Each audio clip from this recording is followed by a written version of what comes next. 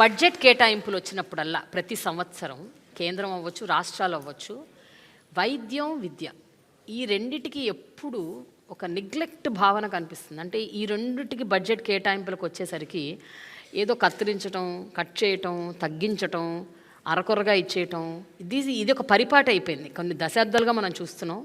మీ government నిజంగా చెప్పండి madam, హార్ట్ఫుల్గా ఎవ్రీ ఇయర్ బడ్జెట్స్లో ఎలా ఉంటాయి కేటాయింపులు వైద్యానికి, వైద్య రంగానికి, ఆరోగ్య రంగానికి?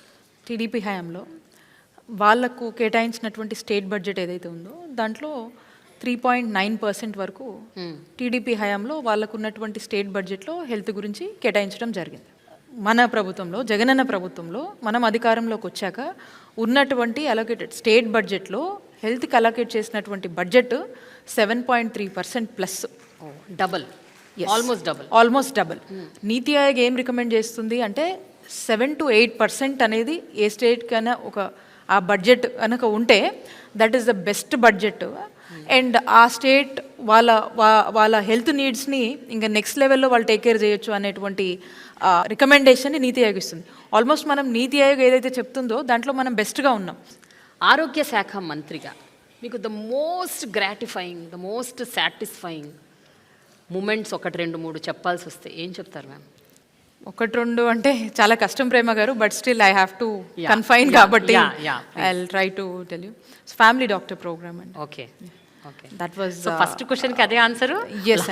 కూడా అదే answer. Really heart touching program అండి. గ్రామ స్థాయిలో వచ్చి గవర్నమెంట్ డాక్టర్స్ ప్రజలకు చక్కటి వైద్య సేవలు అందించేది అనేది ఎక్కడ మనం చూడము. గ్రామానికి వచ్చి ఇంటికి వచ్చి బెడ్ రిడెన్ పేషెంట్స్ని చూడటం అనేది మనం చూడము. సో ఆ ప్రోగ్రాంలో ఉన్నటువంటి గొప్పతనం, సో ఆ programme very heart touching programme is this family doctor programme. We were able to breathe in this programme. అంటే క్లోజ్లీ మానిటర్ చేస్తూ వర్క్ చేశాం కాబట్టి ఇది something close to my heart. And ఈ ప్రోగ్రామ్ని మా కాన్స్టిట్యున్సీలోనే ముఖ్యమంత్రి గారి చేతుల మీద కూడా లాంచ్ చేసుకోవడం జరిగింది. So that is one of the greatest memory and gives me immense satisfaction. Okay, ఈ కింగ్ జార్జ్ హాస్పిటల్ అనేది it was our first college అనుకోవచ్చు. 1923లో మనకున్నటువంటి ఫస్ట్ మెడికల్ కాలేజ్ అనే మనకు హిస్టరీ ఉంది.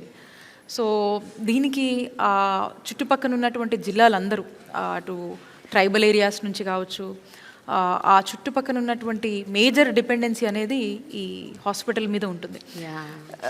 ఎంతోమందికి వైద్య సేవలు అందిస్తూ ఎంతోమందికి ఆశ్రయమిస్తుంది ఈ హాస్పిటల్. అండ్ అన్ని హాస్పిటల్స్తో పాటు ఇక్కడ ఈ హాస్పిటల్కి నేను అక్కడ విశాఖపట్నానికి ఇన్ఛార్జ్ మినిస్టర్ అవ్వటము ముఖ్యమంత్రి గారి ఆశీస్సులతో, సో రెగ్యులర్గా కొంచెం ఎక్కువ వెళ్తూ ఉండి వెళ్ళినప్పుడల్లా కూడా కాస్త దాన్ని దాని డెవలప్మెంట్ కూడా కొంచెం, అంటే జనం అలానే వచ్చేవాళ్ళు, దానికి నీడ్ ఉండింది. అండ్ దాని ప్రోగ్రెసివ్ డెవలప్మెంట్ని కూడా అలా తీసుకెళ్ళగలిగాము. కాబట్టి ముఖ్యమంత్రి గారి ఆశీస్సులతో అక్కడ 600 crores ఆ హాస్పిటల్ డెవలప్మెంట్ నాడు నేడు కింద అలోకేట్ చేయడం జరిగింది. దాంట్లో పనులు కూడా కొంచెం స్పీడ్గా మనం చేయించగలిగాము. ట్రైబల్ పీపుల్కి, రిమోట్ పీపుల్కి చాలా ఉపయోగపడింది. That gives me little bit immense satisfaction on that. And rest అన్నీ కూడా ప్యారలల్గా డెవలప్ అవుతున్నాయి.